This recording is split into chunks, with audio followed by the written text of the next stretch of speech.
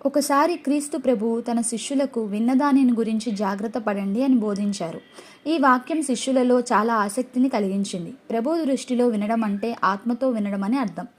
ప్రాపంచిక విషయాలను ఆసక్తిగా వినేవారు ఆధ్యాత్మిక విషయాలను వినేందుకు విముఖత చూపుతారు. అయితే మాటలు మకరందంలా తీయగా ఉండడమే కాదు, అవి మనసులను కలుషితము చేయగలవు, మారణ హోమాలను సృష్టించగలవు. అదే మనసును తట్టిలేపే మాటలు మనిషిని మహోన్నతుడుగా చేస్తాయి. మనసులోని ఆంతర్యాన్ని మరుగుపరిచేవిగా కాక మాటలు నిజాయితీగా కలుషితరహితంగా ఉండాలంటారు క్రీస్తు. ఎదుటివారిని మెప్పించేవిగానో నొప్పించేవిగానో కాక వారి హృదయాన్ని మార్చేవిగా, మనసును వికసింపజేసేవిగా ఉండాలని ఉద్బోధించారు ఆయన. మనం సమాజంలో ఉంటున్నప్పుడు మంచి చెడు వినవలసి వస్తుంది. అయితే ప్రభు వినేదాని పట్ల అత్యంత శ్రద్ధ కనపరచారు అన్నారు. చెడు వింటే మనసు కలుషితమవుతుంది. ఆ సమయంలో చెవులను మూసుకోమన్నారు. చెడు చూడాల్సి వస్తే కన్నులు మూసుకోమన్నారు. చెడు తలంపులు కలిగినప్పుడు మెదడు పనిచేయని స్థితికి లోను కావాలి.